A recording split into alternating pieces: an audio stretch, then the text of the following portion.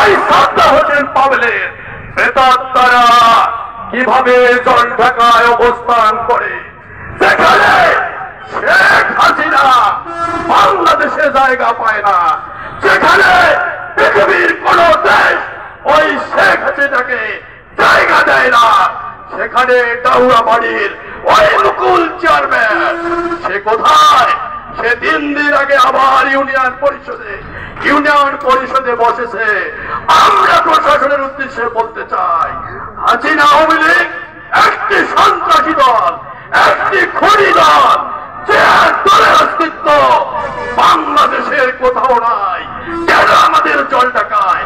এই জল ঢাকায় আওয়ামী লীগ থাকে কি করে?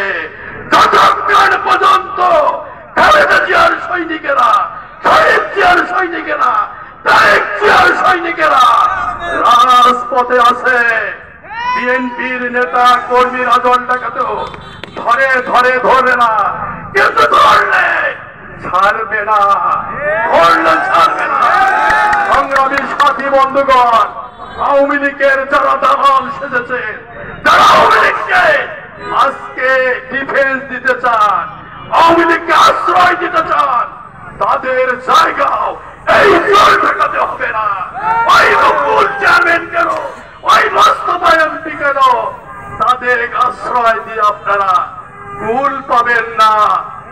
তারেক জিয়ার নির্দেশ, খালেদা জিয়ার পরামর্শ, শহীদ জিয়ার সৈনিকেরা আজকে অন্তর্বর্তী সরকার ডক্টর ইউনূসকে আজকে সহযোগিতা করতেছে। আর আপনারা অনেকে আজকে আওয়ামী লীগের দোসরদেরকে আপনারা আশ্রয় দিচ্ছেন।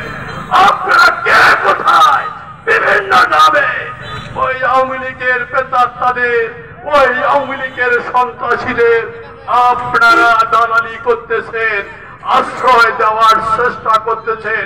যারা বিএনপির নাম ধরে ওই রংপুরে থেকে, ওই বড়ঘাটে থেকে, ওই সৈয়দ আলী সাহেবেরা, যারা আপনারা আওয়ামী লীগকে আশ্রয় দিতে চান, আপনাদের রক্ষাও হবে না। আওয়ামী লীগকে আশ্রয় দিতে পারবেন না। শহীদ জিয়া বড় ছেলে ওই তারেক জিয়া লন্ডন থেকে প্রতি মুহূর্ত বাংলাদেশকে অবজার্ভ করতেছে, পর্যবেক্ষণ করতেছে। আগামীর বাংলাদেশ তারেক জিয়ার নেতৃত্বে শান্তির বাংলাদেশ করার জন্য বাংলাদেশের মানুষ বুকে আশা বেঁধেছে, বাংলাদেশের মানুষ স্বপ্ন দেখতেছে। সেই তারেক জিয়া অল্প কিছুদিনের মধ্যে বাংলাদেশে আসবে। এই বাংলাদেশের সাধারণ মানুষ যখন তারেক জিয়ার নেতৃত্বের জন্য আজকে উন্মুখ, আজকে আশায় বুক বেঁধে আছে। ষড়যন্ত্র আওয়ামী লীগকে নিয়ে অনেকেই ষড়যন্ত্র শুরু করেছে। আশ্রয় দিয়ে আজকে বাংলাদেশে আপনারা বিভ্রান্ত সৃষ্টি করতেছেন। আপনারা জল ঢাকাতেও ওই মুকুল চেয়ারম্যান সহ অনেককে আশ্রয় দিতে চান, তাদের জায়গা জল ঢাকায় হবে না। আওয়ামী লীগের জায়গা যেমন বাংলাদেশে হবে না।